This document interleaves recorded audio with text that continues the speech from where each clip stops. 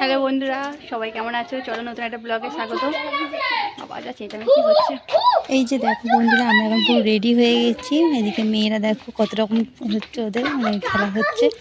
আমরা এদিকে পুরো রেডি, আর এদিকে তোমার দাদাভাই হচ্ছে গেট দিচ্ছে, গেটের মধ্যে জালটা লাগাচ্ছে, কারণ মানে এই গেটটা ফাঁকা ফাঁকা বলে বিড়াল ঢোকে, তো সেই জন্য জালটা লাগাচ্ছে। তো চলো এবারে যাওয়া যাক। তো এই যে দেখো বন্ধুরা, আমরা মানে চলে এসেছি বড় কাছারিতে। বড় কাছে এসে ডালা কিনে মানে পূজা দেবো বলে ডালা কিনে নিয়েছি। আর এদিকে দেখো মানে মন্দিরের সাইডে কিছুটা অংশ কাজ হচ্ছে, এখন বন্ধ আছে। আর যেহেতু আমরা গিয়েছিলাম পৌষ পার্বণের দিন, তো সেই জন্য মন্দিরটা অনেকটাই ফাঁকা ছিল। এই সাইডটা দেখো বন্ধুরা, এই যে দেখো এখানটায় মন্দিরে কাজ হচ্ছে। তুমি তোলো।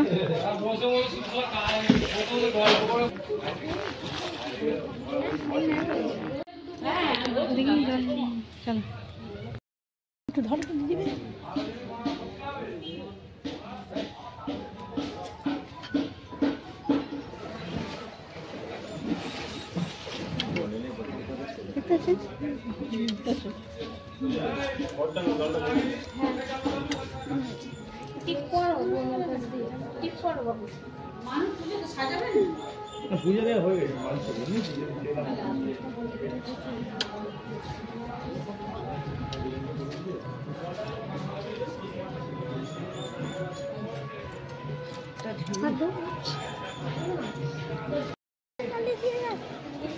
তো আজকে যেহেতু পৌষ সংক্রান্তি, তো বড় কাছারি পুরোটাই ফাঁকা, একদম ফাঁকা, কারণ এটা বাঙালির একটা বড় পার্বণ, পৌষ পার্বণ, পিঠে পার্বণ,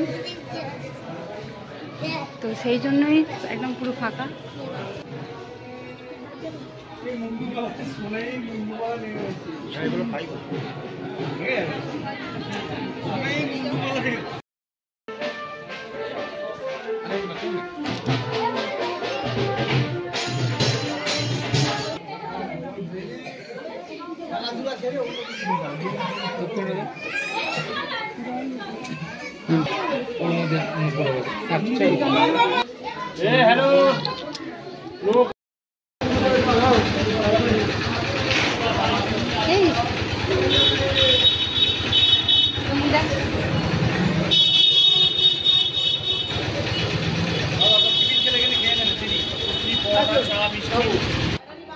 আমাদের পুজো দেওয়া হয়ে গেছে, তো ফাইনালি দেখো আমরা এখানে এবারে একটু খাওয়া দাওয়া করবো।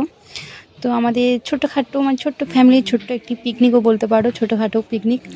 তো পুজো দেওয়া হয়ে গেছে, আর এখন একটু পিকনিকের মতো খাওয়া দাওয়া হচ্ছে। এই যে দেখো আমি বাড়ি থেকে খাবার করিয়ে নিচ্ছি, তো এখন খাওয়া হবে। তো একটু তাড়াতাড়ি উঠেই পরোটা আলুর দম করেছিলাম, আর সেটাই মানে এখন খাওয়া হবে। আর প্রীতি যেহেতু একটু তরকারি এসব খেতে চায় না, তরকারি, তো সেই জন্য প্রীতির জন্য একটু বোঁদে মানে আসার সময় একটু বোঁদে কিনে আনা হয়েছিল। তো তো আমি যখন খাওয়া দাওয়া করছিলাম পুরো ফাঁকা, এমনিতেই বড় কাছে ওই দিনটা পুরো ফাঁকা ছিল, যেহেতু পৌষ সংক্রান্তি ছিল। তা বেশ একদম পুরো নিরিবিলি একদম নিজেদের মতো সময় কাটিয়েছি, ফাঁকা মানে একদম ফাঁকা নিজেদের মতো। আর খাওয়া দাওয়া আমরা 4 জন খাওয়া দাওয়া করছি, আর ছোটোখাটো পিকনিকও মনে হচ্ছে, ঘুরতে মানে একা ঘুরতে এসেছি, পুরো ফাঁকা, সেরকম বেশি ভিড়ও নেই, বেশি লোকজনও নেই। আর তারপর খাওয়া দাওয়া করছি, বেশ পিকনিক মনে হচ্ছে। তো এই যে দেখো আলুর দম করেছিলাম, কড়াইশুঁটি দিয়ে আলুর দম গায়ে করেছিলাম, আর পরোটা। তো চলো বন্ধুরা, আমি এবার একটু খাওয়া দাওয়া করে নিই। খাওয়া দাওয়া করে তারপরে একটু মন্দির চত্বরটা একটু ঘুরে আসবো। বইও পড়েনি সকালে উঠে, বললাম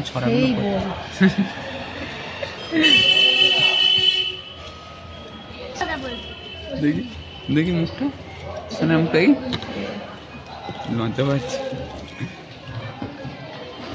দেখি পিদির মুখটা,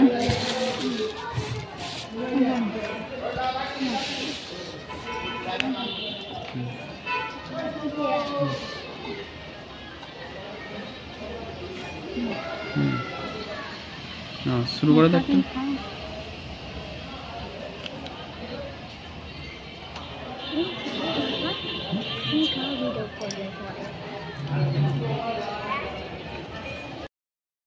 और मशीन में क्या बता रही क्या बात नहीं है तो नहीं जाबे चलो মেয়েরা বায়না করেছিল পাপা সিনেমা দেখতে নিয়েছিল, সিনেমা কেমন দেখবো। তো সেটাই তোমার দাদাভাইকে জিজ্ঞেস করলাম যে নিয়ে যাবে কি না, বললো তো নিয়ে যাবো, এবার দেখি কি করে। তো চলো আগে আপাতত এখানটা ঘুরে তো নিই। ভালো লাগে পিঙ্কটা বেশি ফুটছে। এটা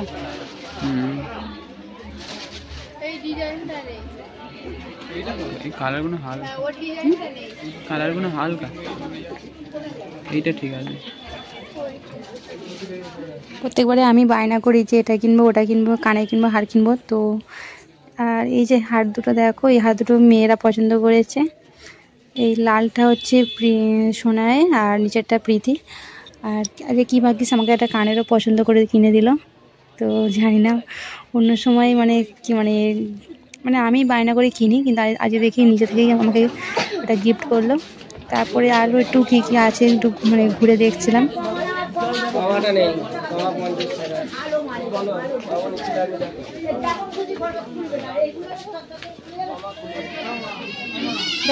বন্ধ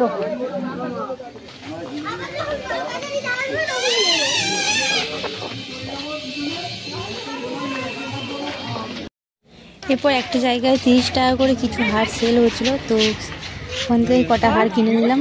তারপর এখানে দেখো মেয়েদের জন্য সানগ্লাস দেখা হচ্ছে। এরপর চলে এলাম আমরা সিনেমা হলে। সিনেমাতে দেখবো বলে খাদানটা দেখবো বলে এসেছিলাম। তো তারপরে মানে তখন দেখতে পাচ্ছ এখন টিকিট কাটা হচ্ছে।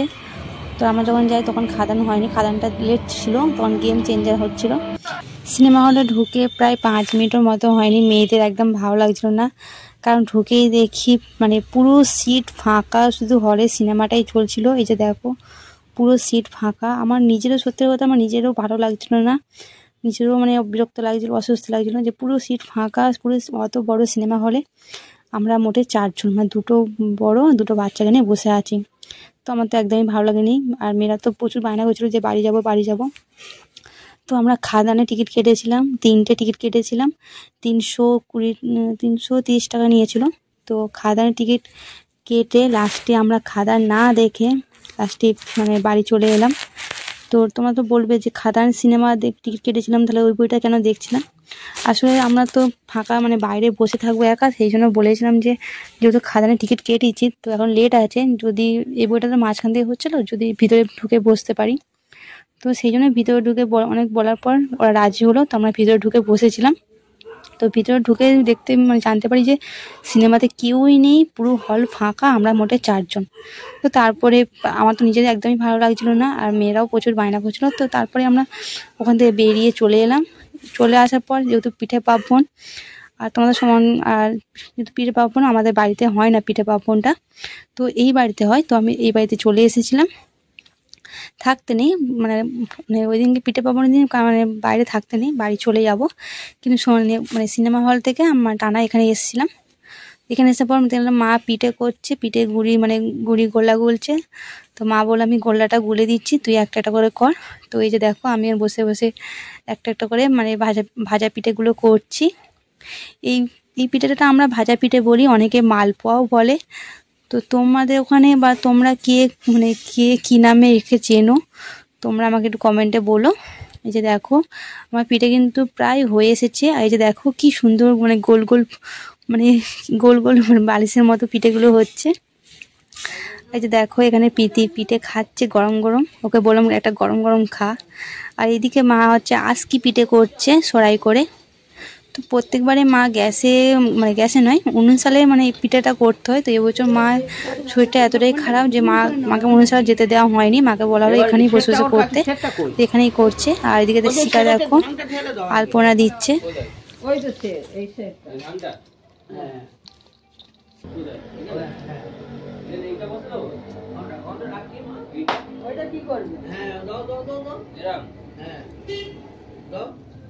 ওর ওপরেই তো সেটটা থাকে। ঠিক আছে এবারে আমাদের সিন্ধু কাবেরী